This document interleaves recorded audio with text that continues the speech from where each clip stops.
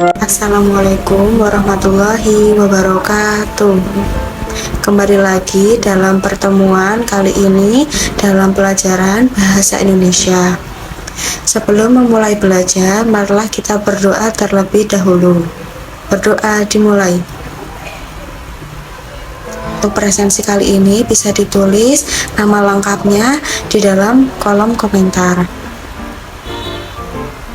Masih ingat apa yang sudah kita pelajari pada minggu lalu? Ya benar, kita sudah belajar mengenai proposal karya ilmiah. Dan pada pertemuan kali ini kita akan belajar mengenai tujuan, esensi, dan merancang sebuah karya ilmiah. Yang harus kalian ketahui dalam pembelajaran kali ini yaitu bertujuan agar kalian mampu mengetahui informasi, tujuan, esensi, dan bagaimana perancangan sebuah karya ilmiah yang baik dan benar. Untuk pembahasan yang pertama mengenai pengertian dari karya ilmiah. Menurut Kamus Besar Bahasa Indonesia, karya ilmiah adalah karya tulis yang dibuat dengan prinsip-prinsip ilmiah berdasarkan data dan fakta. Melalui observasi, eksperimen, dan kajian pustaka, karya ilmiah merupakan salah satu jenis karya tulis yang berisi berbagai informasi. Informasi tersebut merupakan hasil dari pengamatan dan penelitian. Lalu, tujuan dari penulisan karya ilmiah, beberapa tujuan dari penulisan karya ilmiah itu, yang pertama ada karya ilmiah bisa menjadi wahana untuk melatih ide. Yang kedua, menjadi wahana transformasi pengetahuan antara sekolah dan juga masyarakat. Yang ketiga, yaitu untuk membuktikan pengetahuan dan potensi ilmiah yang dimiliki oleh siswa. Dan yang terakhir, melatih keterampilan dasar dalam melakukan penelitian. Secara umum, bentuk penyajian karya ilmiah dibagi menjadi tiga, yaitu yang pertama bentuk populer, yang kedua semi formal, dan yang ketiga bentuk formal. Kita bahas satu-satu. Yang pertama yaitu bentuk populer. Karya ilmiah, bentuk ini bisa diungkapkan dalam bentuk karya yang ringkas. Ragam bahasanya bersifat santai, populer, dan karya ilmiah populer umumnya dijumpai dalam media massa, seperti koran maupun majalah.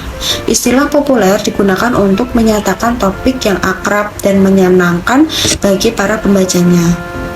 Yang kedua yaitu bentuk semi formal. Secara garis besar, karya ilmiah bentuk ini terdiri atas halaman judul, kata pengantar, daftar isi, pendahuluan, pembahasan, simpulan, dan yang terakhir daftar pustaka. Bentuk karya ilmiah ini umumnya digunakan dalam berbagai jenis laporan biasa dan makalah. Dan yang terakhir yaitu bentuk formal. Karya ilmiah bentuk formal disusun dengan memenuhi unsur-unsur kelengkapan akademis secara lengkap seperti dalam skripsi, tesis, atau disertasi.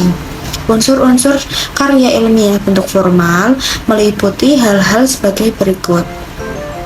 Yang pertama ada halaman judul, kemudian dilanjutkan dengan tim pembimbing atau lembar pengesahan, lalu kata pengantar, yang keempat ada abstrak, kelima daftar isi, lalu bab pendahuluan, bab telaah kepustakaan atau kerangka teoritis, lalu bab metode penelitian, bab pembahasan hasil penelitian, bab simpulan dan rekomendasi, lalu ada daftar pustaka, lalu lampiran-lampiran, dan yang terakhir riwayat hidup.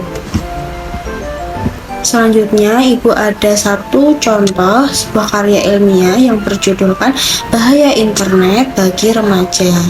Dan pada contoh karya ilmiah ini kita bahas satu-satu mulai dari bab 1 yaitu ada pendahuluan, dan di dalam pendahuluan terdapat latar belakang, rumusan masalah, dan juga tujuan penelitian. Bab 2 yaitu masuk ke dalam pembahasan artikel apa yang akan ditulis. Bahaya internet bagi remaja. Internet di kalangan remaja saat ini nampaknya sudah menjadi kebutuhan pokok. Akan tetapi tidak semua remaja memanfaatkan internet dengan benar. Ada banyak remaja yang cenderung menyalahgunakan internet sehingga berdampak buruk bagi dirinya dan lingkungannya. Jadi pembahasan pada contoh karya ilmiah ini yaitu remaja yang cenderung menyalahgunakan internet sehingga berdampak buruk bagi dirinya dan juga lingkungannya. Lalu yang terakhir ada bab 3 yaitu penutup. Penutup di sini terdapat kesimpulan. Jadi kesimpulannya yaitu internet memang sangat membantu dalam kehidupan, akan tetapi ia tetap memiliki kekurangan. Nah, karena itu orang tua memiliki peran yang sangat penting dalam mengawasi anak-anaknya, sehingga para remaja dapat membentengi diri dari hal-hal negatif dalam internet. Nah, berikut adalah contoh karya ilmiah yang berjudul Bahaya Internet bagi Remaja. Lalu Ibu ada satu lagi contoh pengaruh tidur siang untuk kesehatan tubuh. Selanjutnya Ibu akan menyampaikan kesimpulan pada materi pada kali ini, yaitu karya ilmiah merupakan karya tulis yang berisi informasi tentang fenomena atau peristiwa yang telah terjadi. Penulisan karya ilmiah ditulis secara sistematis, logik, objektif, dan faktual berdasarkan fakta.